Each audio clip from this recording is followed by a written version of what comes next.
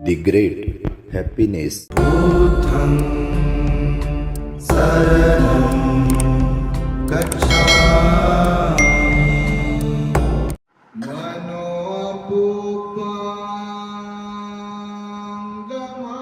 मनोपुपङ्गमाधम्मा मनोसिट्ठा मनोमया मनसाचे पदुठेन भासति वा करोति वा ततो न दुःखमनवेति चक्रं वा वहतो पदम् मनोपुपङ्गमाधम्मा मनोसिट्ठा मनोमया मनसाचे प्रसन्नेन भासति वा करोति वा ततो न सुखमनवेति छायाव अनपायिनी।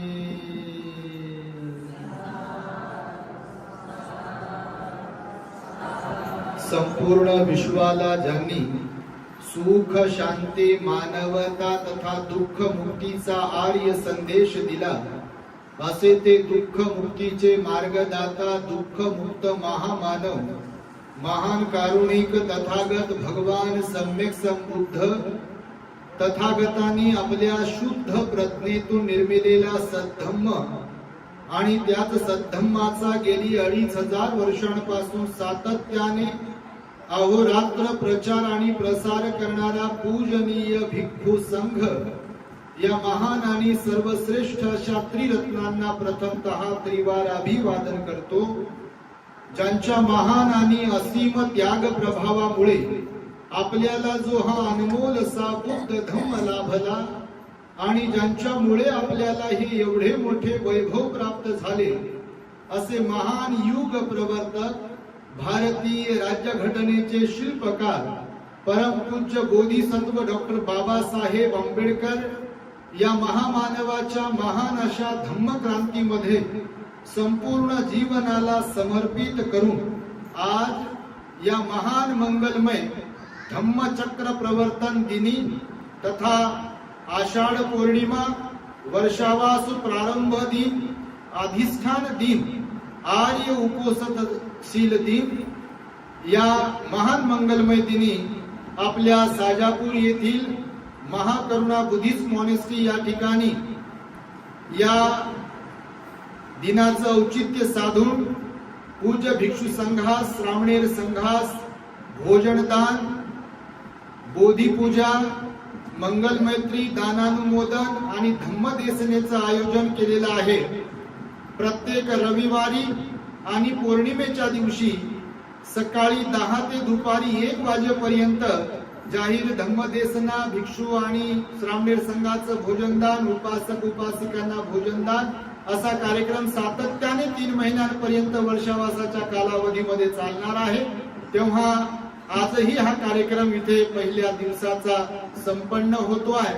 तेव्हा या कार्यक्रमाला माझ्या समवेत उपस्थित असलेले ज्यांचं वर्षावासाचं अधिष्ठान इथे असणार आहे असे पूजनीय भिक्खू मंगलबोधीजी, त्याचबरोबर संपूर्ण श्रामणेर संघ श्रामणेरी संघ संपूर्ण साजापूर येथील महिला मंडळ उपासक उपासिका ज्यांनी या महान मंगलमय दिनी भोजनदान दिलं अशा कांचनवाडी येथील श्रद्धावान धम्म उपासिका ललिताताई गवळी, त्याचबरोबर सुरेखाताई शेजवळ, संपूर्ण साजापूर येथील भोजनदान देणारे सर्व श्रद्धावंत उपासक उपासिका आणि बाहेरूनही ज्यांनी भोजनदान घेऊन आले असे सर्व श्रद्धावंत उपासक उपासिका मला वाटतं शहरातून, वाळूज MIDC परिसरातून आणि बाहेरूनही श्रद्धावंत उपासक उपासिका या कार्यक्रमासाठी आलेले आहेत.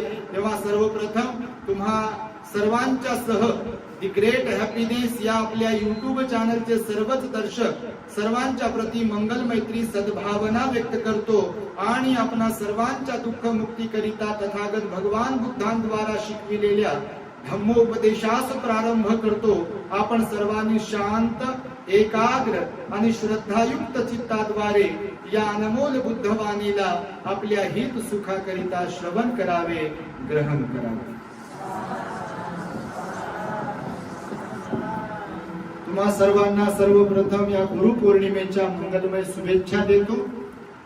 आज ही अत्यंत महत्वपूर्ण अशी ही पौर्णिमा आहे.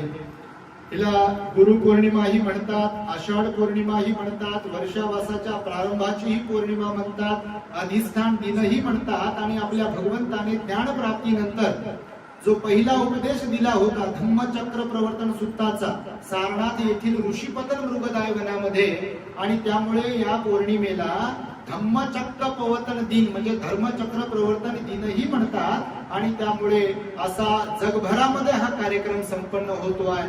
आणि त्यामुळे आपल्या इथे सुद्धा सकाळी जर तुम्ही ऑनलाईन असाल तर मैत्री विहारामधून आम्ही अष्टशील उपोषण दिलाय. आणि त्याचबरोबर जगभरातली लोक जॉईन झाली होती ऑनलाईन मध्ये. बघा एवढी श्रद्धा लोकांमध्ये विकसित होत आहे. लोक स्वतःमध्ये बदल करून घेण्याच्या तयारीमध्ये आहेत. बघा आणि फार मोठी जमेची बाजू आहे. भगवान बुद्ध म्हणाले जगाला जिंकणं फार सोपं आहे, हत्तीला आपल्या काबूमध्ये करणं फार सोपं आहे, घोड्याला आपल्या कंट्रोल मध्ये करणं फार सोपं आहे, कुत्र्याला, मांजराला, बकऱ्याला, बैलाला आपल्या कंट्रोल मध्ये करणं ठेवणं हे कोणालाही जमेल. पण स्वतःच्या वाणीवर, मनावर आणि शरीरावर संयम ठेवायला ज्यांना जमेल, खरे विजयी नर, शूर आणि पुरुषार्थ जर कोणामध्ये असं आहे असं म्हणाल तर भगवान बुद्ध म्हणाले ज्यांना स्वतःवर संयम ठेवता येईल, ज्यांना आपल्या वाणीवर, मनावर आणि शरीरावर संयम ठेवता येईल, खरे नरवीर विजयी तेच लोक असतात. आणि त्या भगवान बुद्धांनी हा जो धम्मचक्र प्रवर्तनाचा उपदेश आहे आजच्या दिवशी सारनाथ येथील ऋषीपतन मृगदाय वनामध्ये दिलेला आहे. म्हणून भिक्खू संघाच्या निर्मितीचाही दिवस जो आहे तो आजचाच दिवस आहे. आज आपल्याकडे बघा आपल्या पुण्याला आपले उपासक असतात संजयजी भालेराव सपत्नीक ते इथे उपस्थित आहेत. त्यांची सुपुत्री संघमित्रा दिदी आहे. आणि मागच्या 10 दिवसांच्या श्रावणीर शिबिरामध्ये आपल्या इथेच साजापूरला जे शिबिर झालं होतं ना, तर त्या शिबिराच्या दरम्यान त्यांचा एकुलता एक मुलगा आहे जे आता इथे आहे. तर तो इथे आला, शिबिरामध्ये सहभागी झाला. ऍक्च्युली त्या अगोदर पासून अत्यंत धार्मिक श्रद्धावंत परिवार आहे. दोघाही नवरा बायकोची परिवाराची फार श्रद्धा आहे बुद्ध धम्म संघावरती आणि स्थिर श्रद्धा आहे. अशी अहंकाराची, मीपणाची, लोभाची ते काय काय अशी नाही श्रद्धा. नाही तर आम्ही पाहिले बाबा तुम्ही नाही तसे तुमच्यासारखं तर कोणीच नाही, परंतु अशी अहंकाराची श्रद्धा, लोभाची श्रद्धा असते. म्हणजे नाव घेतलं तर बरं, फोटो काढला तर बरं, मोठेपणा दिला तर बरं, तर आम्ही फार श्रद्धावान आहोत. पण जर कधी नाव गाव घेतलं नाही, याला पिटव, त्याला पिटव, याला पेटव, त्याला पेटव, त्याला श्रद्धा म्हणतात का? भगवान बुद्ध त्याला म्हणतात अज्ञानपणा. श्रद्धा आहे तर आपल्यामध्ये सील असायला पाहिजे. आणि सील म्हणजे काय? तर काया वाचा मनावर संयम असणे. बिलकुल भगवान बुद्ध म्हणाले माणसं जोडण्याची आपल्यामध्ये मनोप्रवृत्ती असणे, त्यांच्यामध्ये श्रद्धा असते. तर भालेराव परिवार जो आहे तो पुण्यामध्ये राहतो आणि श्रद्धावान आहे आणि धार्मिक आहे. तर त्यांचा एक पुत्र, एक म्हणजे एकुलता एकच आहे बापा, तिन्ही लोकी झेंडा लावणारा हे भालेराव साहेब आहेत तिथे बघा बसलेले. आणि त्यांच्यासाठी एकदा साधुकार दिला पाहिजे तुम्ही.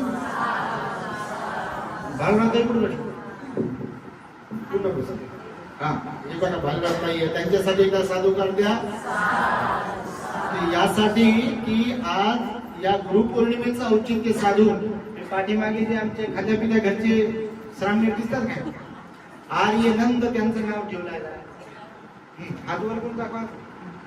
तर आज त्यांची श्रावणी दीक्षा झाली आणि त्यांच्या इच्छेनं, त्यांच्या माता पित्याच्या इच्छेनं आपल्या ती ग्रेट हॅपीनेस चॅनलला ते फॉलो करतात. सकाळी ताई म्हणे भक्तीजी रोज 2-3 प्रवचन ऐकल्याशिवाय काही म्हणजे मन भरत नाही. म्हणजे प्रवचन ऐकल्यावर कसं परिवर्तन व्हायला पाहिजे याचं ज्वलंत उदाहरण आणि एक आदर्श प्रेरणादायी नमुना म्हणजे पुण्याचे भालेराव परिवार आहेत आणि त्यांचा एकुलता एक सुपुत्र. त्यांनी आता संकल्प केला दोघा नवरा बायकोसह त्या आपल्या आर्यनने सुद्धा की कायम स्वरूपी भंतेजी बनण्यासाठीचा संकल्प अधिष्ठान त्यांनी केलाय आणि आज त्यांची दीक्षा झाली. जरा त्यांच्यासाठी सुद्धा तुम्ही साधू भगवान बुद्ध म्हणाले श्रद्धा असेल तर त्याग असला पाहिजे, नाही का? वरवर करणी श्रद्धा काही कामाची नसते. आणि म्हणून आज हा अत्यंत महत्वाचा कार्यक्रम आहे. तर सकाळी उपस्थित सील दिलं, तिकडेही धम्मदेसना दिली, आपल्या चॅनलवरती टाकली आहे. ज्यांना ऑनलाईन पाहता आलं नाही कारण सगळ्यांना जॉईन होता येत नाही. जगभरातून लोक जॉईन होतात. आता कोणाला जॉईन होता येते कोणाला होता येत नाही. फोन असा खन खन खन खन खन खन खन खन चालूच राहते. फ्लाईट मोडवर टाकावं लागते. आजकाल तर फोन मी बंदच ठेवतो कारण आम्ही एक नंबर आमचा सातदेव साहेबांचा दिला किंवा इमर्जन्सी मध्ये काही तर ते त्यांना जातात. आता ते लोड तसा कमी झाल्यासारखा पण आमचा चालू केला सुरू होते. Done done done done message, done done done done call. आणि नाही उचलल्यावर मग भंतेची कॉलच उचलत नाही. आता कसा काय उचलव सांगा. आणि त्यामुळे त्या सगळ्या गोष्टींचा विचार करता आजची ही पौर्णिमा अत्यंत महत्वाची आहे. विशेष म्हणजे आमच्यासाठी पण फारच महत्वाची पौर्णिमा आहे. आजचा वर्षावासाचा दिवस तो यासाठी म्हणून 20 वर्षांपूर्वी आम्ही उपसंपदा ग्रहण केली होती. म्हणजे ही श्रामणेर दीक्षा वेगळी. ही श्रामणेर दीक्षा झाल्यावर चिवरातच कायमच राहण्यासाठीची एक दीक्षा असते, त्याला उपसंपदा विधी म्हणतात. आणि ती उपसंपदा विधी बघा आम्ही 20 वर्षांपूर्वी केली होती मुंबईच्या अरबी समुद्रामध्ये. तो विशेष विधी असतो. ग्रहस्थाला तिथे परमिशन नसते, फक्त महाथेरो भिक्षू असतात तिथे. आणि मग तिथे उपसंपदा केलेला 20 वर्ष पूर्ण होत असताना हा जो आमचा वर्षावास आहे, अधिष्ठानाचं वर्षावासाचं जे अधिष्ठान आहे ते 20वा वर्षावासाचं अधिष्ठान आहे बघा. म्हणजे येणाऱ्या अश्विन पौर्णिमेला म्हणजे आज 10 जुलै आहे आषाढ पौर्णिमा आणि 3 महिन्यानंतर येणारी अश्विन पौर्णिमा 7 ऑक्टोबरला आहे. तर 8 ऑक्टोबरला आम्ही आमच्या काय म्हणू त्याला सन्मानामध्ये मानाचा काय म्हणू त्याला ते मुजरा नसते आपल्याकडे तसं काही एक सिरपे ज्याला म्हणू तर महाथेरो मानाचा तुरा 8 ऑक्टोबर रोजी आम्ही महाथेरो होणार आहोत. त्याहीमुळे ही एक आमच्याही साठी वर्षावासाची जी पर्वणी आहे किंवा हा जो वर्षावास आहे अत्यंत महत्वाचा आहे. दुसरी महत्वाची गोष्ट इथेच मागच्या वर्षी आता जिथे आपण बोधी पूजा करून आलो की नाही, तो जो बोधी वृक्ष आहे तुम्हाला वाटला का तो 1 वर्षाचा आहे म्हणून? तुमच्यापैकी जे त्याचं रोपण करण्याच्या दिवशी मागच्या आषाढ पौर्णिमेला नसतील त्यांनी जर कधी पाहिलं ते म्हणजे असं कसं होईल. आम्हाला वाटते कधी कधी स्वप्नात असं कसं होईल कारण तो एवढा वाढला बघा. खरोखर जेवढे झाडं लावले इथं मनस्थिला आम्ही त्या सगळ्या झाडांमध्ये खरोखर सर्वात वेगाने जलद गतीने वाढणारं झाड तो बोधी वृक्ष आहे. बुद्ध त्यांच्या बोधी वृक्षाचे जे फळ आहेत त्या फळापासून त्याचं रोप तयार केलं गेलं आणि ते रोप आपल्या इथे साजापूरला मनस्थिच्या परिसरामध्ये लावलं. आणि म्हणून बघा त्याच्या जवळ गेले की असं म्हणजे त्याच्या श्रद्धा आहे त्याला त्याच्यात काही अंधश्रद्धा वगैरे नाही, तर एक वेगळी फिलिंग येते बघा. कारण सिद्धार्थ गौतम बोधिसत्व जेव्हा गृहत्याग करतात आजच्याच पौर्णिमेला 2-4 घटना घडल्या बघा. मी तुमचा पौर्णिमेचा एक आढावा घेतो थोडक्यामध्ये. आजच्या पौर्णिमेला घडलेल्या घटना मी तसं सकाळी सांगितलं. महामायेच्या गर्भधारणाचा दिवस आहे आजचा. एक गोष्ट कोणता? माता महामाया देवी त्यांचा गर्भधारणा दिवस. राजा शुद्धोधन आणि महामाया यांना म्हणजे गर्भधारणा झाली होती तो आजचा दिवस होता. दुसरा दिवस सिद्धार्थ गौतम वयाच्या 29व्या वर्षी कपिल वस्तू नगरी मधून गृहत्याग करतात. त्यांचं विनिष्क्रमण होते. रोहिणी नदीचं पाणी कोणी किती घ्यावं याबद्दल शाक्य आणि कोलीय लोकांमध्ये युद्ध सदृश परिस्थिती निर्माण होते. आणि शाक्य संघटनेने घालून दिलेल्या दंडांपैकी एक दंड होता की सर्व घरदार सोडलं पाहिजे, नाही तर माता पित्यांना बहिष्कृत करून टाकले जाईल, नाही तर त्यांची संपत्ती जप्त करून घेतल्या जाईल. बुद्ध आणि त्यांचा धम्मग्रंथामध्ये बाबासाहेबांनी हे लिहिलं आहे. शाक्य संघटनेचे काय दंड होते आणि सिद्धार्थ गौतम कोणत्या दंडास पात्र होते, तर ते म्हणाले की माता पित्यांना बहिष्कृत करून टाकलं तर मला ते सहन होणार नाही. त्यांची संपत्ती जप्त केली तरी ते मलाही सहन होणार नाही, त्यांनाही सहन होणार नाही, कारण ते राजे आहेत आणि म्हणून मी घरदार सोडायला तयार आहे. देश त्यागाची भूमिका त्यांनी घेतली. राजकुमार असताना आपल्याला तर बापा उशीर झाला की मग ते जाऊ का घरी, आणि काय आहे घरी तर काहीच नाही, ढेकूळ आहे घरी, काय घरी असते बरं खरंच सांगा तुम्ही. तुम्ही म्हणाल बाबा तुम्हाला काय माहिती, बरं झालं आम्हाला माहित नाही बाबा काय असते ते, आम्ही बरं झालं लहानपणी सोडलं शालेय जीवनामध्ये घरदार, कारण आम्ही पाहतो लोकांना रडताना, लोकांचे प्रॉब्लेम्स ऐकताना, तर आम्हाला वाटतं बाबा बरं झालं मनातून की बा आपण यांच्यापैकी नाही, कारण लय खतरनाक असते बघा. सकाळी एका आईचा आमच्या फोन आला, ते म्हणे भंतेजी आम्ही उपोषण धारण करतो, म्हणे सुनबाई भाग चांगली आहे म्हणे, ती उपोषण धारण करते म्हणे, गाडीत होतो आहे ना म्हणे. तर म्हटलं मग ते लय रडत होते. आई म्हटलं बा झालं काय आई सांगा, तर म्हणे पोराला पटत नाही म्हणे ते आम्ही सगळे हे करणं. कोणाचं दुखणं कोणतं, तर कोणाचं दुखणं कोणतं, आता हे भलतं दुखणं आहे की नाही मला तुम्ही सांगा. आता लोक समजा कोणाच्या घरचा कार्यक्रम बिघडलेला असेल आणि त्याच्यामुळे रडत असतील, दुखी होत असतील, कष्टी होत असतील, परेशान होत असतील, बीपी हाय होत असेल, तर ते समजू शकतो ना. तर हे घरातल्या बाया माणसं चांगले होऊ लागले, उपोषण पालन करू लागले, आणि हे पोरग म्हणते नाही कशाचं काय खरं म्हणजे काय माहिती, त्याला नाव ठेवत नाही आपण, पण सांगतो तुम्हाला की हा एक नमुना आहे. आणि त्यामुळे सिद्धार्थ गौतमाचा गृहत्याग जो आहे महाबलिष्क्रमण देखील आजच्याच दिवशी झालेला आहे. आणि धम्मचक्र प्रवर्तन सूक्ताचा उपदेश देखील भगवंताने आजच्याच दिवशी दिला. सारनाथ येथील ऋषीपतन मृगदाय वनामध्ये पंचवर्गीय श्रावकांना, आणि त्यामुळे या दिवसाचं अनन्यसाधारण महत्व आहे. भिक्खू संघ आजच्या दिवशी अधिष्ठान करतो. वर्षावासाला आज प्रारंभ होते. काय आहे वर्षावास माहिती आहे तुम्हाला?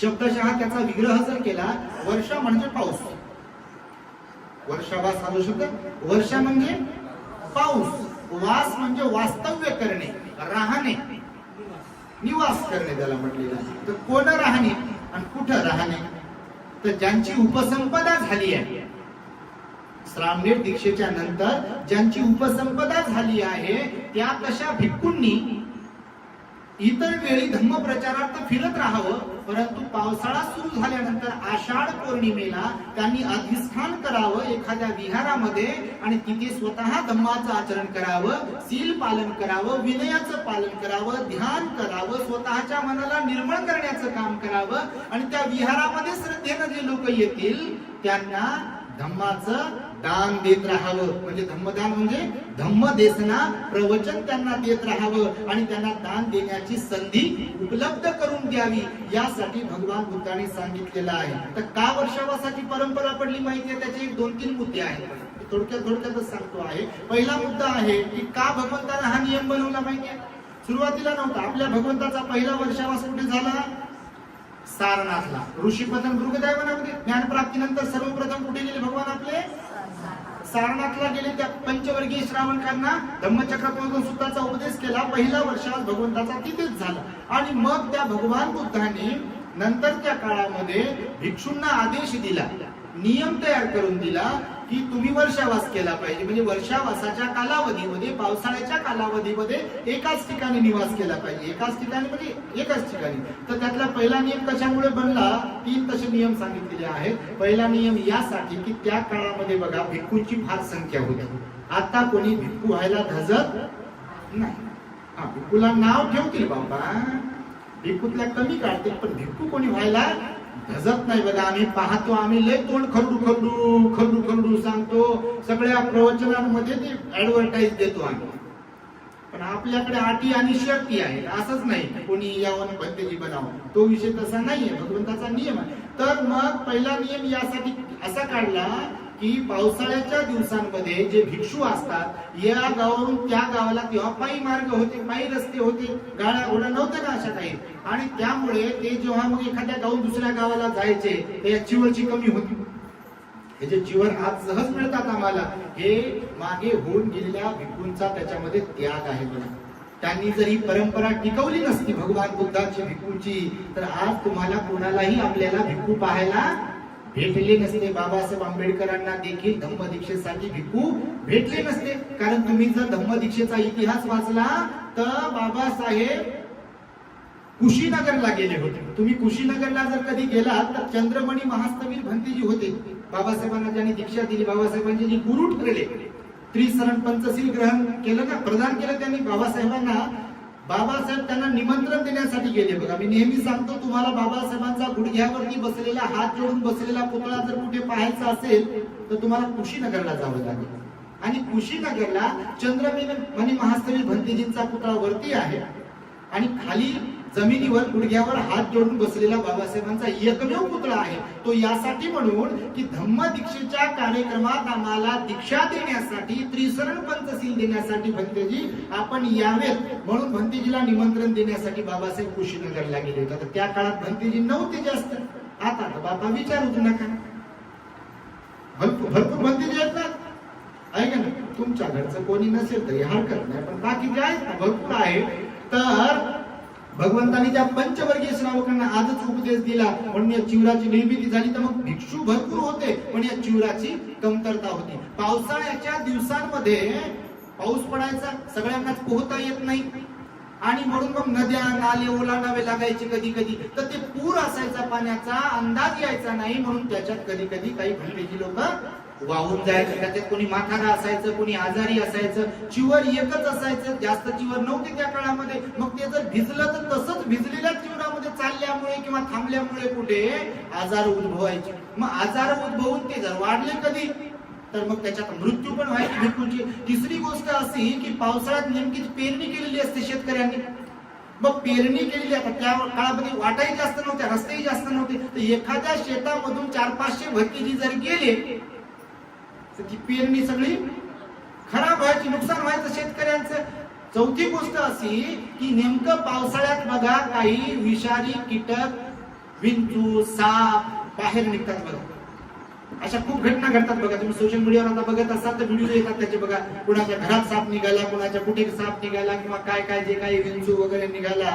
तर या सगळ्या गोष्टींमुळे देखील मग ते कोणी एखाद्या भिक्खूला सर्पदंश व्हायचा, कोणी विंचू चावायचा किंवा अजून काही कीटकनाशक चावायचं, त्याच्यामुळे पण मग ते दगावायचे भिक्षू. हा पहिला नियम पाहिला म्हणजे हे पहिलं घटना पाहिली भगवंतानं. मग भगवंताने सांगितलं की तुम्ही पावसाळ्यात बाहेर पडायचं नाही. आता तशी परिस्थिती नाहीये पण तेव्हा तशी परिस्थिती होती. दुसरी परिस्थिती अशी होती वर्षावासा निर्माण करण्यासाठीची की आता बघा शेतकऱ्यांना एकदा पेरणी वगैरे केली, खत पाणी घातलं की जास्त काम नसतात, थोडासा रिलॅक्स होतो शेतकरी बघा. म्हणजे निंदन खुरपण झालं किंवा पेरणी वगैरे केली की पाणी वगैरे लावायचे काही काम जास्त नसतात, म्हणजे जास्त मशागत करावी लागत नाही.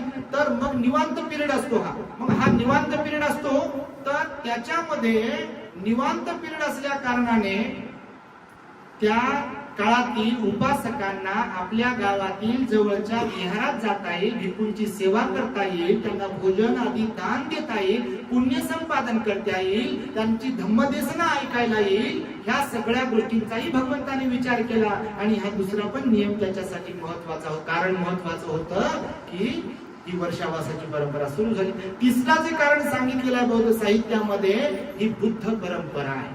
आपल्या भगवान बुद्धाने सुद्धा वर्षावास केलेले आहेत. 45 वर्षावास आपल्या भगवान बुद्धांचे सुद्धा झालेले आहेत. पहिला वर्षावास सारनाथ येथील ऋषीपद मृगदावनामध्ये केला, तर शेवटचा वर्षावास वैशालीला केलेला आहे.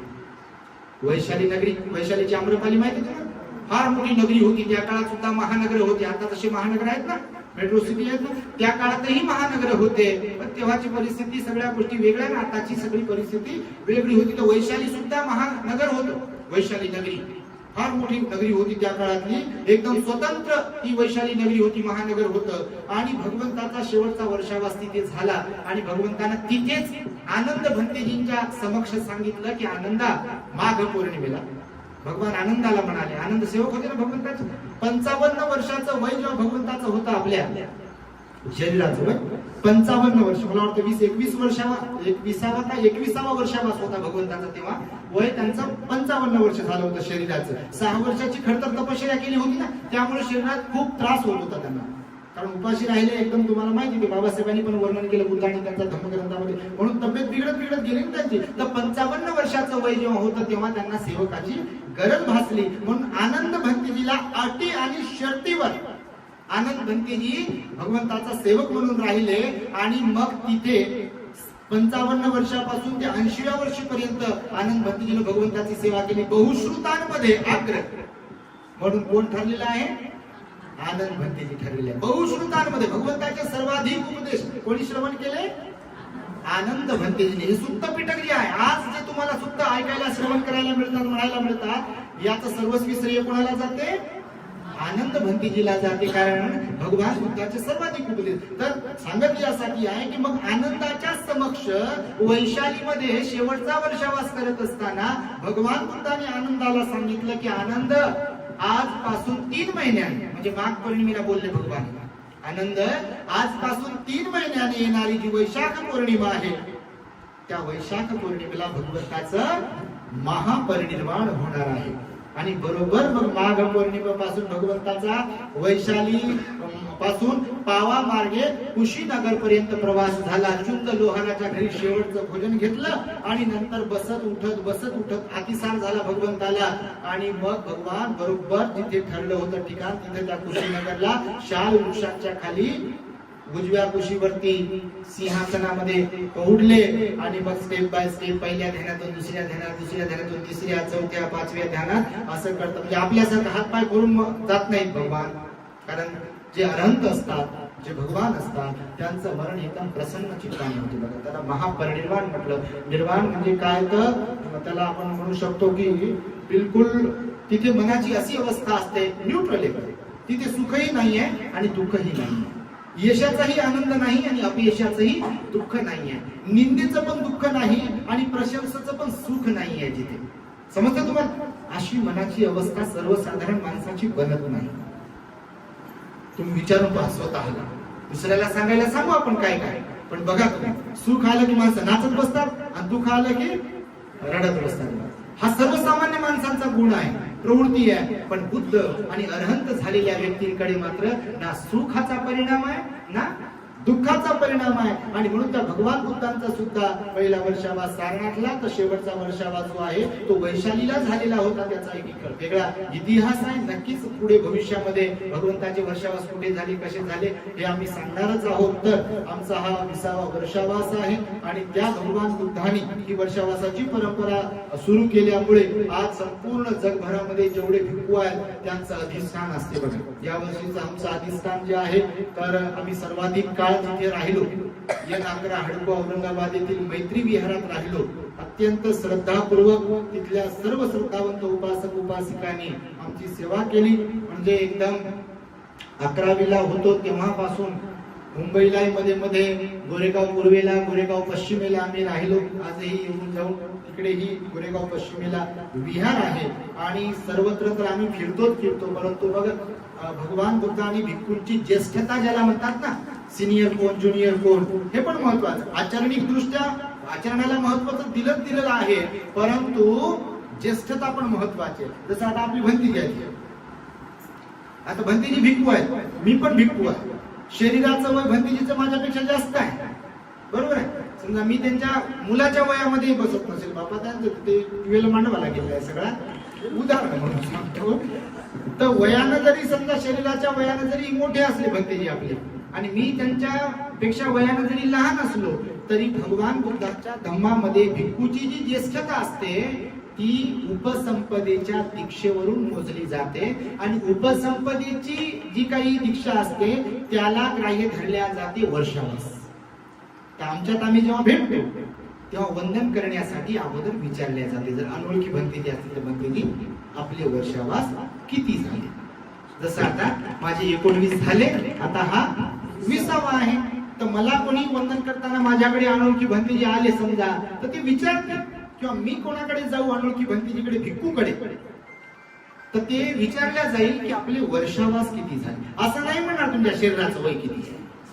अच्छा तुम्ही 65 वर्षाचे झाले का, बरं मी 40चा, बरं वंदन. तसं नाही. भगवान बुद्ध म्हणाले दीक्षेला विधीला उपसंपदेला महत्व आहे. कधी कधी श्रामणेर पण आमच्यापेक्षा लय वयानं मोठे असतात हो. कार्यक्रमात जातो कधी कधी आमचे भक्तीची लोक म्हणतात बा आता ते वयानं मोठे आहे आणि चिवर घेतलं श्रामणेर आहेत सांगतात. लोकांना काय माहित आता, लोकांना या बारीक गोष्टी माहित नाही तुमच्या माहितीचं. काही काही लोकांना माहित नाही, काही काही लोकांना माहित आहे यातला बारकावे, काही काही लोकांना माहित नाही जे बिचारे अज्ञानी असतात किंवा या मार्गापासून थोडेसे दूर आहे. त्यांना वाटते हे वयात मोठे दिसायले हेच मोठे बनलेली आहे. आणि जे मोठे बनलेले ते बिचारे तसेच बसतात, ते श्रामणेराला जाऊन वंदन करतात.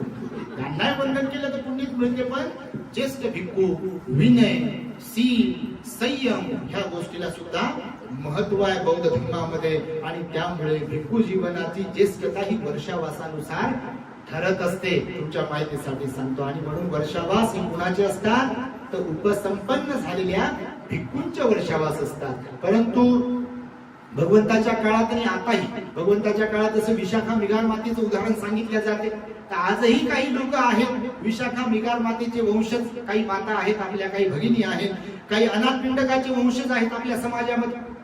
अनाथपिंडक सुदत्त जे होते त्यांचे वंशज आहेत. म्हणजे दान देण्यामध्ये आग्रह आहेत, विहारात जाण्यामध्ये तत्परता दर्शवतात, धम्मदेशन ऐकण्यामध्ये तत्परता आहे, श्रद्धेमध्ये ते अग्रेसर असतात बघा.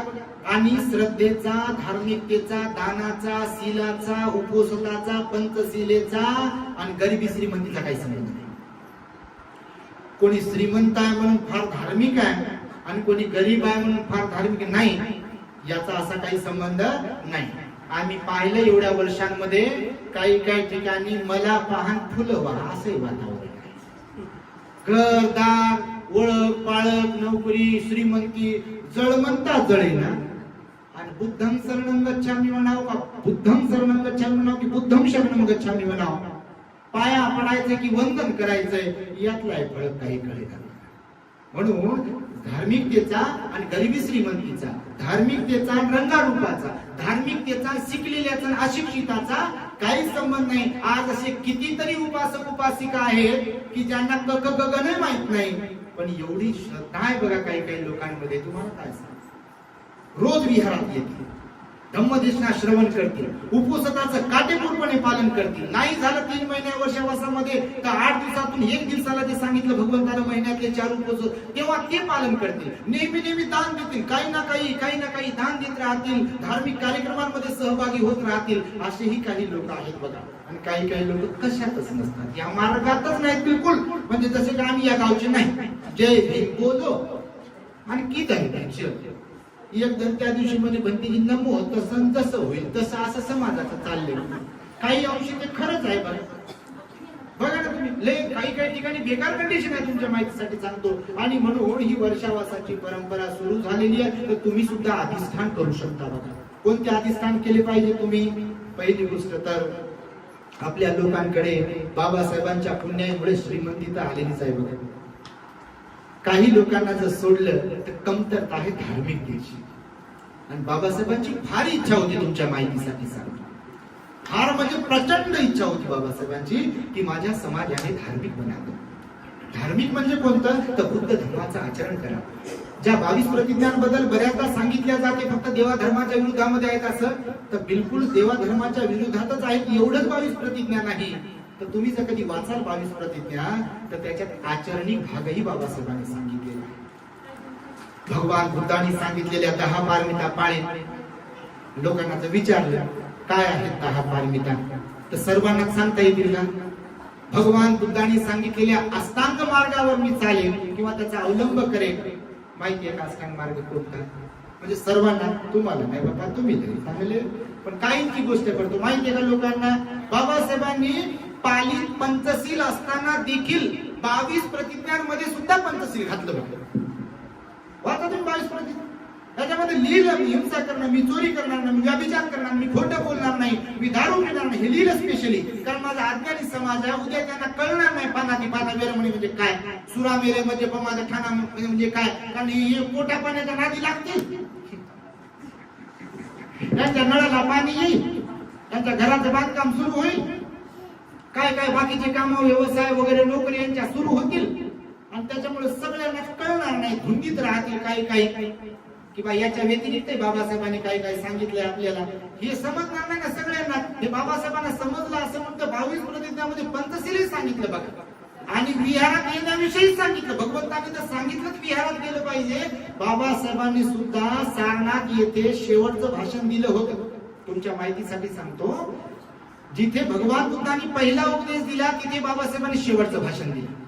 त्या शेवटच्या भाषणात सारनाथ येथील बाबासाहेबांनी सांगितलं की किमान रविवारी बौद्ध जन हो, किमान रविवारी तुम्ही सहकुटुंब बुद्ध विहारात गेले पाहिजे. तर आज भिक्खूंचा अधिष्ठान दिवस आहे का नाही, पौर्णिमा आहे ना. सिद्धार्थ गौतमाने पण अधिष्ठान केलं. मी सकाळच्या प्रवचनात सांगितलं बघ, ज्ञान प्राप्तीसाठी अधिष्ठान केलं त्यांनी. आपल्या पद्मासनात बसले, ते गवताच्या आसनावर बसले, पूर्वाभिमुख होऊन बसले, अशा प्रकारे बिलकुल बघा, पिंपळाच्या झाडाखाली निरंजना नदीकडे तोंड केलं आणि बसले बिलकुल. वैशाख पौर्णिमेच्या दिवशी संकल्प केला, शरीरात रक्त आटेल, शरीरातलं माझ्या हाड मांस झिजून जाईल, पण तरी सुद्धा मी हे आसन सोडणार नाही जोपर्यंत मला ज्ञान प्राप्त होत नाही. आणि त्यांचं पूर्व पुण्य होतं, म्हणजे असं कोणालाही भेटत नाही. नाही तुम्ही बसलो असा. काही लोक लय पुढे गेलेले आहेत बाबा, लय म्हणजे लयच पुढे गेलेले. ते त्यांना थोडस मागे आणणं जमत नाही. ते कारण ते पुढे गेलेले मागे कसं आणताय, नाही का. भगवान बुद्ध म्हणाले, काही लोक ऐकणारे असतात, काही लोक समजून घेणारे असतात, काही लोक बदलणारे असतात, काही लोक खरंच त्या भाजीतल्या पळीसारखे बदलतच नाही. देवदत्त घरातला होता, बदलला नाही. बदलला का? बदलला का? शेवटी मरताना त्याला वाटलं की बा आता आपलंच गणित काहीतरी चुकले, पण वेळ निघून गेली होती. आणि वेळ निघून गेली ना, तेव्हा पश्चातापाशिवाय आपल्या वाट्याला दुसरं काहीच येत नसते. बघा, तुमच्या माहितीसाठी सांगतो, काही बाबतीत वेळ पुन्हा पुन्हा येत नाही. चांस बार बार नहीं मिलते जिंदगी में, ये बात याद रखो.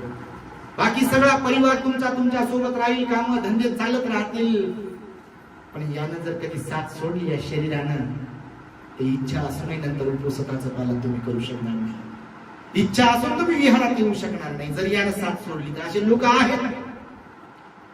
काही लोकांकडे जेव्हा जातो आम्ही कार्यक्रमाला वगैरे, ते म्हणता भक्तीची खूप इच्छा होती आमची येण्याची, पण हे असं झालेलं आहे, तसं म्हणजे प्रॉब्लेम होता. शरीर कधी साथ सोडेल सांगता येत नाही. आमचा असो की तुमचा असो, बघा कधी काही होऊ शकते. बघा, मागच्या वर्षावासामध्ये सुरत कोणी भंतेजींचं वर्षावासाचं अधिष्ठान सुरू होतं. 92 वर्षाचं वय होतं. आजच्याच दिवशी इथेच साजापूरला भंतेजी सोबत होते. इथे विहारातही आम्ही त्यांना सर्वांनी मिळून वंदन केलं. भिक्खू संघाने तुम्ही पण वंदन केलं असेल. भंतेजींच्या हस्ते तो, आमच्या भंतेजींच्या हस्ते तो बोधिवृक्ष, आता ज्याला वंदन केलं आपण, तो बोधिवृक्ष लावला. एकदम 92 वर्ष वय असताना देखील प्रसन्न मुद्रा भंतेजींची तुम्ही पाहिली. सगळ्यात एकदम प्रसन्न राहायचे, खुश राहायचे, हॅपी राहायचे एकदम. आणि 24 ऑगस्टला बघा, येणाऱ्या 24 ऑगस्टला भंतीचा प्रथम स्मृती दिन आहे. तोही कार्यक्रम आहे. प्रत्येक रविवारी पण कार्यक्रम होणार आहे इथे, सकाळी 10 ते 1 वाजेपर्यंत. आणि प्रत्येक पौर्णिमेला पण कार्यक्रम होणार आहे. आणि मला वाटतं 10 ऑगस्टला काहीतरी धम्मसहलीचा दिवस आहे. तर भंतेजी बघा 92 वर्षाची होते. 92 वर्ष वय, काहीच नाही बघा, खाट्यावर पडले नाही, काहीच नाही, एकदम तंदुरुस्त. आणि 24 तारखेला पाय घसरून पडल्याचं निमित्त झालं आणि भंतेजी गेले. असं मरण सगळ्यांना येत नाही. तुमच्या माहितीसाठी कुठला त्रास नाही, बिलकुल. समजलं तुम्हाला? तर हे शरीर कधी साथ सोडेल सांगता येईल. भंतेजीला जेव्हा वाढदिवस, त्यांचा वाढदिवस आम्ही साजरा करायचो विशेष प्रकारे. वाढदिवस म्हणजे काय, तर ते फक्त केक कापण्यासाठी नाही, पण 4 लोक जमायचे, त्यांनाही आनंद व्हायचा, भिक्षू संघ यायचा, त्या निमित्ताने आम्ही दान पुण्य करायचो, प्रवचन हे ते सगळ्या गोष्टी फार. आणि प्रत्येक वाढदिवसाला आम्ही भंतेजीला थोडस एक स्फूर्ती यावी म्हणून म्हणायचो, भंतेजी 92 वर्ष आता झाली, आता किती राहिला अजून? म्हणजे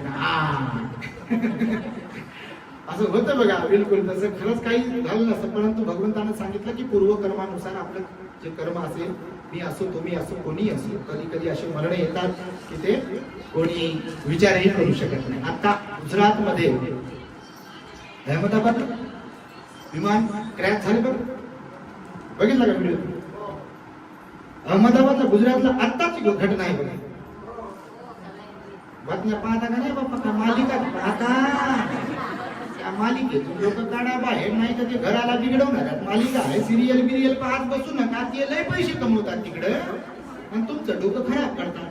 खुन्नसपणा काढणार, काय काय करणार, त्रास देणं, परेशान करणं, गाठी मारून ठेवणं, बिलकुल ते काय म्हणून त्याला लय काय काय करतात म्हणून लोक.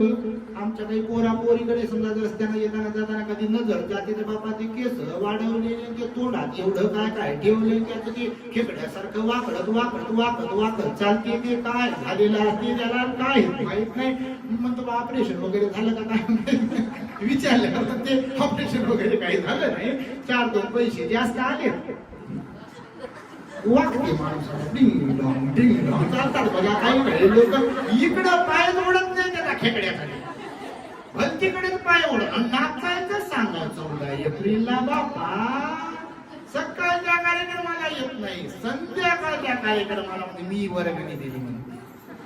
हे पुतळा मीच तर बसवला म्हणते ना, बापानं बसवला, मायनं बसवला, चुलत्यानं बसवला, मी नगरसेवक होतो, आमदार होतो, काय काय होतो, हे केलं ते केलं मला सांगितलं. आणि ते गाणं लाव. मागच्या एका मिरवणुकीमध्ये आवडीचं गाणं लावलं नाही म्हणून बघा मारामारी झाली, एका पोराला मारलं बघा. माहित तुम्हाला आवडीचं गाणं जयंतीची घटना सांगतो तुम्हाला, हे मुद्दा म्हणून सांगतो तुम्हाला. तर त्या अहमदनगरला अहमदाबादला गुजरात मध्ये विमानाची दुर्घटना घडली, सगळे लोक मेले. बघितलं हा, एकच वाचलं पण वाचलं की नाही. त्याच्या अगोदर तुम्हाला आठवत असेल नसेल, मला वाटतं तिकडे साताऱ्याकडे सांगलीकडे कुठेतरी एक घटना घडली होती, एक बस दरीत कोसळली होती. आठवतं का? रिव्हर्स घेऊन जा माइंडला, स्मरणशक्ती चांगली असेल. एक बस टूरवर निघाली होती, सहलीवर निघाली होती, अख्खी बस दरीत कोसळली, एका झाडाला अडकली, एकच माणूस वाचून वरती आले. सारी बस सगळे लोक दरीत जाऊन त्यांचा पत्ता लागला नाही, ते काढता आलं नाही, एवढ्या खोल दरीत गेले. गेले की नाही? किती आनंद असेल निघताना, असतो की नाही? कोणाला माहित आहे, कोणाला वाटते का मरण येईल म्हणून. हे सांगतोय यासाठी आज अधिष्ठान दिवस आहे. प्रत्येकात कमी जास्त प्रमाणात राग, द्वेष, मत्सर, अहंकार, लोभ, नाही का, ह्या सगळ्या गोष्टी असतात. अरहंत झाल्याशिवाय ते संपणार नाही. तर भगवंतानं सांगितलं वर्षावासाचा जो कालावधी आहे तुम्ही अधिष्ठान केलं पाहिजे. किमान या दरम्यान उपवसथाचं अष्टशिलाचं मी पालन करेन, मी हिंसेपासून अलिप्त राहील, चोरी कर्मापासून अलिप्त राहील, मी ब्रह्मचर्य व्रत धारण करेल, या विचारापासून अलिप्त राहील, मी खोटं बोलणार नाही, मी याला कुलूप लावेल. हे जर लयच याला कंट्रोलच होत नाही बाबा, काही खायचा तर याला मोठ्या मोठं कुलूप आणून लावत राहील. काही तर दोनच गोष्टीसाठी उघड, काही तर तुमचं, एक तर टप्पू मारण्यासाठी, दुसरं रागाने, द्वेषानं, क्रोधानं बोलण्यासाठी, शिव्या देण्यासाठी. तर भगवंताने सांगितलं याचा चांगला वापर करा. आता मी सुरुवातीला तुम्हाला म्हणालो चिडी चूप बसली होती, आवश्यकता नसताना याला उघडून नका. उपवासाच्या दिवशी आर्य मौन पाळायला सांगितलं तुमच्या माहितीसाठी. उपवासाच्या दिवशी किमान, कारण हे आपलं जरी असलं म्हणण्यासाठी याच्यावर कंट्रोल राहत नाही. राहते का? हे 5 सेन्स जे आहेत, पंच इंद्रिय आपले मोठे डेंजर आहेत. डोळे, नाक, कान, त्वचा, जीभ, हे काय काय याला लावलेले असतात आपण सवयी. म्हणून उपवास हे असं आहे की आपल्या त्या सगळ्या सवयींना ब्रेक देते. पण अधिष्ठान करावं लागतं. संकल्प तात्पुरता, अधिष्ठान केलं ना ठाम निश्चय की मी उपवासाचं पालन करेन, हिंसा करणार नाही, चोरी करणार नाही, व्यभिचार करणार नाही, खोटं बोलणार नाही, चुगली करणार नाही, व्यर्थ बडबड करणार नाही, कोणाची निंदा करणार नाही, दारू पिणार नाही, तंबाखू खाणार नाही, काय जे असेल मादक पदार्थाचं सेवन करणार नाही, त्यानंतर नाच, गाणे, तमाशा हे जे काही आहे मनोरंजन त्याचा मी उपभोग घेणार नाही, उच्च आसनावरती बसणार नाही, उठणार नाही. भगवान बुद्धाने विशाखाला उपदेश केला होता नवांग उपवासाच्या बद्दल, त्याचे अनंत फायदे. विशाखा मिगार मातेच्या बद्दल विचारलं, 120 वर्षाचं आयुष्य लागलं होतं. किती किती 120. तिची कांती जी होती ना, कांती म्हणजे त्वचा, अंगकांती, त्वचा तिची, हे चेहरा किंवा सरळ त्वचा, तिच्या नाती होत्या, नाती 2-3 हजाराचा परिवार होता. किती? 3,000चा जवळपास परिवार होता विशाखा मिगार माते, सर्वात मोठा परिवार. बौद्ध साहित्यात त्याचा उल्लेख आहे. असं म्हटलेलं आहे की की नातीच्या मध्ये सगळ्या नाती समजा जेव्हा बसायच्या आणि विशाखा मिगार माता तिथे जेव्हा बसायच्या की नाही, तेव्हा ओळखायला यायचं नाही की यातली विशाखा मिगार माता कोण आहे आणि नात नाती आहे. 5 विशेष गोष्टींचा लाभ तिला प्राप्त होता. आपल्या चॅनलवर त्याचं प्रवचन आहे ग्रेट हॅपीनेस. 5 लाभ तिला प्राप्त झाले होते. जेव्हा विचारणा केली तेव्हा सांगितलं गेलं की यापूर्वी देखील आणि आताही वयाच्या 7व्या वर्षापासून काटेकोरपणे अधिष्ठानपूर्वक विशेष उपवासाचं पालन करण्यामध्ये आणि भिक्खू संघाला अधिष्ठानपूर्वक दान देण्यामध्ये अग्र असणाऱ्या उपासिकेमध्ये अग्र कुणाचा नंबर पहिला? भगवान बुद्ध म्हणाले माझ्या विशाखेचा म्हणजे विशाखा मिगार मातेचा नंबर आहे बघा. तर तिचे दातही 120 वर्षाचे असताना पडले नाही. सुरकुत्या येतात की आपल्या चेहऱ्यावरती वगैरे वय वाढल्यावर सुरकुत्या नव्हत्या. तिची नजर एकदम तीक्ष्ण होती बघा, बिलकुल. हा केस तिचे लांब कमरेपर्यंत लांब काळे घोर केस बघा. आणि ज्या इच्छा असतात की नाही सर्वसाधारण लोकांच्या बऱ्याच इच्छा हे पांढरं होणं म्हणते, हे काही नका पिवळे त्याचा अर्थ पॉलिश लावली. ते कोणाची गोष्ट समजा लावतात लोक, सर्वसामान्य ग्रस्त लोक आहेत तुम्ही नाही का. कोणाला वाटते बाबा आपण जरी म्हातारं झालो तरी म्हातारं दिसलो नाही पाहिजे बाबा. पण नैसर्गिक गोष्टी अशा आहेत की त्याला आपण कोणीच थांबवू शकत नाही. थांबू शकतो का? नाही थांबू शकत. भगवान थांबू शकले नाही. थांबू शकले का भगवान? थांबू नाही शकले भगवान. 6 वर्षाची खडतर तपश्चर्या केली. भयंकर त्रास होत होता, पण ते दुःखमुक्त असल्या कारणाने सम्यक समृद्ध असल्या कारणाने सर्वसामान्यांना जसा त्रास होतो किंवा ते जे मनावर घेतात सर्वसामान्य लोक, थोडा जरी त्रास झाला की एवढा करून, तर भगवान तसे नसतात. आणि त्यामुळे हे सगळं काही यासाठी सांगत आहे की तुम्हाला हे संधी आहे. जीवन पुन्हा पुन्हा असं आपल्याला लगेचच भेटेल त्याची काही शाश्वती नाही आहे. आणि हातपाय कधी थकतील किंवा कधी आजारी पडू, कधी काय प्रॉब्लेम होईल हेही सांगता येत नाही. म्हणून महान पुण्यकर्म करण्याची ही संधी आहे. ही दौडू नका, तुम्हीही संकल्प करा. अष्टशील उपोषण पालन करण्याचे संकल्प करा. पती पत्नी आणि विशेष म्हणजे उपोषण काय फक्त महिलांसाठीच नाही. उपोषण हे पुरुषांसाठी देखील आहे, तरुणांसाठी पण आहे, तरुणींसाठी पण आहे. उपोषणामुळे परिवारात बदल होईल, उपोषणामुळे स्वतःच्या शरीरात बदल होईल, स्वतःचं मन निर्मळ होण्यासाठी त्याचा फायदा होईल. आणि त्यामुळे तुम्ही अधिष्ठान करा, संकल्प करा की नाही 3 महिने कंटिन्यू आम्हाला पालन नाही करता आलं तर पौर्णिमेचा दिवस येईल, त्यानंतर शुक्ल पक्षाची अष्टमी असते 8 दिवसानंतर, त्यानंतर कृष्ण पक्षाची अष्टमी आणि चतुर्दशी जी असते अमावस्या अगोदरचा दिवस. हे 4 दिवस असतात प्रत्येक महिन्यात उपोषणाचे. म्हणजे वर्षावासातच नाही तर प्रत्येक महिन्यात उपोषणाचे भगवंताने हे 4 दिवस सांगितलेले आहेत. पण काही उपासक उपासिका खूप श्रद्धावंत या वर्षावासाच्या पिरियड मध्ये 3ही महिने काटेकोरपणे अधिष्ठानपूर्वक उपोषणाचं पालन करतात. काही लोक दररोज वर्षावासात तरी किमान मी धम्मदेशना श्रवण करण्यासाठी विहारात जात राहील असं अधिष्ठान करतात. आणि तुम्ही सुद्धा ते करत जा. परिवारालाही बदलवण्यासाठी काही गोष्टी तुम्ही पाळल्या पाहिजे. बघा बाबासाहेबांनी महत् प्रयासाने बुद्धाचा धर्म दिला. बघा इतर लोकांकडे तुम्ही पहा, आपण कुणाला नाव ठेवत नाही. आता बघा पंढरपूरची यात्रा झाली, सोशल मीडियावर पाहिलं असेल तुम्ही, बातम्यांमध्ये पाहिलं असेल तुम्ही, वर्तमानपत्रांमध्ये पाहिलं असेल तुम्ही. त्या लोकांना काहीच कामधंदा नाही असं म्हणणं हे मूर्खपणाचं ठरेल. श्रद्धा असते लोकांची, आपल्या दृष्टिकोनातून जरी त्यांची ती अंधश्रद्धा आहे, पण धर्माची परंपरा टिकून आहे. ब्रिटिशांच्या काळातही वारी होत होती, मुघलांच्या काळातही वारी होत होती, आजही वारी होती. बाबासाहेबही म्हणाले दुश्मनाकडे सुद्धा जर चांगले गुण असतील तर ते आपल्याला घेता आले पाहिजे. फक्त दुश्मनाला नाव ठेवणं हे मूर्खपणाचं लक्षण आहे. बरोबर की नाही?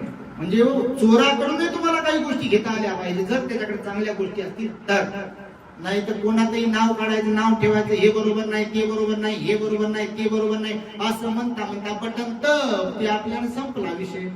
मग काय सारं जग बरोबर नाही म्हणते. भगवंताने सांगितलं अत्दीप भव. म्हणून उपवासाचं पालन करा. सकाळी 12च्या आत तुम्हाला जे काही बनवलंय सर्वांच्यासाठी, मी सकाळी पण बोललो, साबुदाणा चिवडा बिवडा असायचं काही भानगडीत पडण्याची उपवासामध्ये गरज नाही. उपवास आणि उपवासामध्ये जमीन आसमानचा फरक आहे. शेवटचा पॉइंट, उपवास जे लोक करतात त्यांच्या श्रद्धेनं, त्या उपवासामध्ये आणि उपोषशील मध्ये जमीन आसमानचा फरक आहे. त्याच्यामध्ये कोणाला तरी प्रसन्न करण्यासाठी मी हे खाणार नाही ते खाणार नाही असं म्हणून पाळल्या जाते. इकडे तसं माझ्या मनाला निर्मळ करण्यासाठी, माझ्या वाणीला निर्मळ करण्यासाठी, माझ्या शरीराला निर्मळ करण्यासाठी, माझ्या जीवनामध्ये मला सुख शांती प्राप्त व्हावी यासाठी उपोषणाचं पालन केले जाते अधिष्ठान पूर्वक. तर त्याच्यामध्ये 8च नियम आहेत, फार सोपे आहेत. त्यामध्ये मध्यान्नाच्या पूर्वी भगवंताने म्हटलं तेव्हा घड्याळ वगैरे नव्हती, तर पोटभर जेवण करायचं आहे, जे काही सर्वांच्यासाठी खास बनवण्याची काही गरज नाही. त्याच्यानंतर काही खायचं नाही. सायंकाळी समजा तुम्ही गोळी घेत असाल एखादी आजारी असाल तर मग ज्यूस मध्ये काही ज्यूस वगैरे असेल तो पण थोडासा तो तुम्ही घेऊ शकता. पण काही आजार बिजार नाही तर मग उपाशी जर राहिलं तर उलट फायदा होता. तुम्ही उपवास करून पहा, तुम्हाला शारीरिकही फायदा होईल आणि मानसिकही फायदा होईल. भगवंताने उगीच थोडे नियम सांगितले, कोणताच नियम भगवंतानं उगीच सांगितलेला नाही. आणि म्हणून जड जेवण या 3 महिन्याच्या कालावधीत ते करू नका बाबा. काही काही सवय जड पावसाळ्यात तरी किमान करू नये जे करतात समजा त्यांनी. कारण पावसाळ्यात डायजेशन सिस्टम हे उन्हावर चालते, सूर्यावर माहिती का? हे जे आपलं पचनक्रिया आहे की नाही, कशावर चालत असते माहिती? सूर्यावर चालते ती. तुम्ही म्हणाल सूर्य तिकडे ना आपण इकडं. निसर्गाचा घटक आहोत आपण, पण सगळ्या गोष्टींचा परिणाम होतो याच्यावर. पावसाळ्यात आभाळ भरून आलं, पाऊस आला की काही लोकांना बरोबर दरवर्षी सर्दी, खोकला, दमा, अस्थमावाले लोकांना त्रास होते बघा बिलकुल. तर ह्या सगळ्या गोष्टी यासाठी सांगतो, उपवासाचं तुम्ही जर पालन कराल तर तुम्हाला अनेक लाभ होतील आणि तुम्ही पालन कराल अशी अपेक्षा आहे.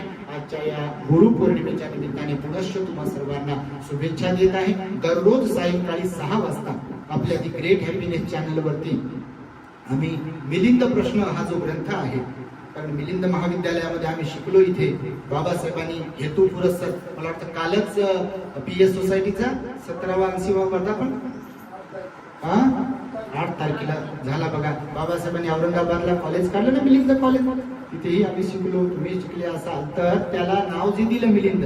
तुम्ही मिलिंद कॉलेजला कधी गेला तर एंट्रन्सला जे मेन गेट आहे त्याच्या लेफ्ट साइडला एक पोस्टर लिहून ठेवलेलं आहे. त्याच्यात बाबासाहेबांच्या भाषणाचा मायना आहे की मी या महाविद्यालयाला मिलिंद हे नाव का दिले. तुम्ही कधी जाऊन वाचा.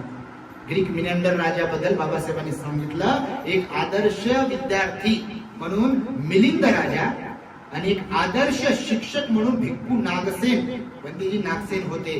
या दोघांमध्ये प्रश्न उत्तरांचा जो संवाद केला गेला, बौद्ध साहित्यातील अत्यंत महत्वाच्या प्रश्नांवरती त्यांनी प्रकाश टाकलेला आहे. समर्पक आणि उदाहरणं उपमा देऊ नागसेन भंतेजींनी मिलिंद राजाला समजून सांगितलं. 19 विद्यांमध्ये तेही मिलिंद राजा पारंगत होते.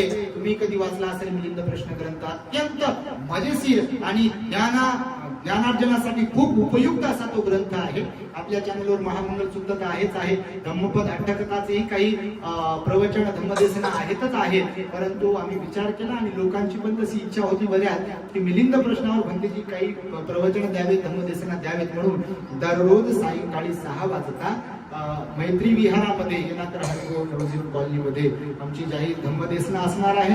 आणि बाहेरच्या लोकांनी विनंती केली की भंतेजी आम्हालाही ऐकायला मिळालं पाहिजे, आमच्याकडे कोणी भिक्षू नाही, काहीच नाही. तर म्हणून एक खिलाडी साहेब बघा, सिन्नरवरून, नाशिकवरून आले, कोणी नांदेडवरून आले, कोणी पुण्यावरून आले, कोणी कुठून लोक आले, आपले फार श्रद्धावंत लोक आहेत बघा.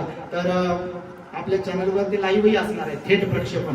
त्यासाठी आपल्या द ग्रेट हॅपीनेस चॅनलला युट्यूबवर जाऊन सबस्क्राईब करावं लागेल, म्हणजे तुम्हाला लगेच मग लाईव्ह झालं की ते दिसत राहील तुम्हाला. आणि धम्मदेशना रोज ऐकायला मिळेल, क्रमशः ऐका म्हणजे तुम्हाला समजेल.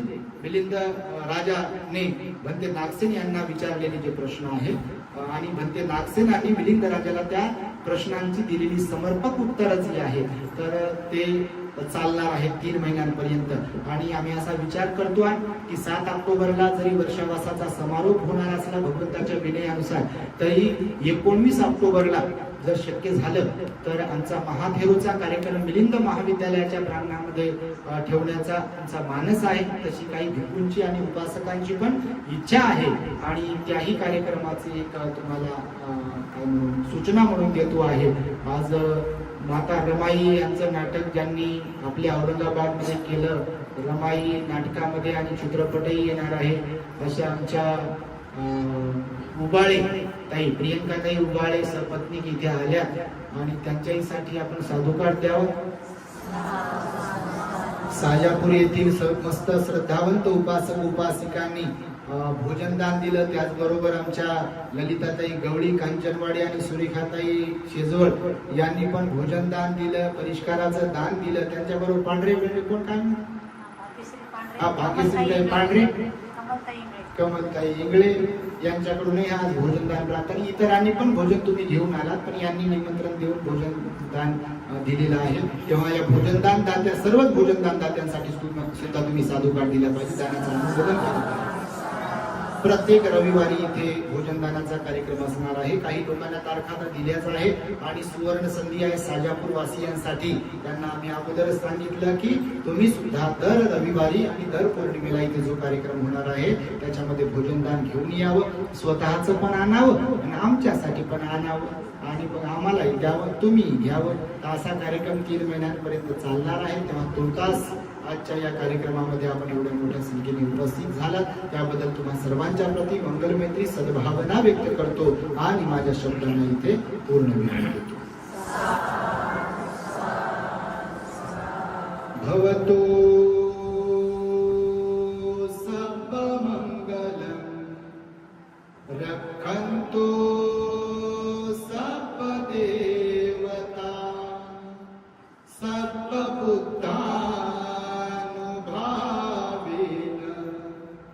सदा सुखी भवन्तु ते.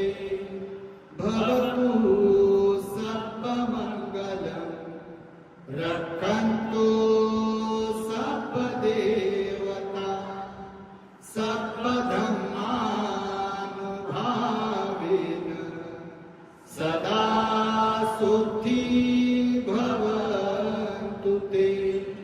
भवतु सर्वमङ्गलम् रक्षन्तु सर्वदेवता सर्वसङ्घानुभावेन सदा सुखी भवन्तु ते.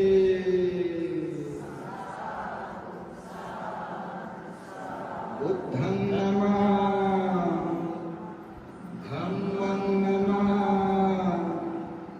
संघं नमामि. The great happiness. बुद्धं शरणं गच्छामि.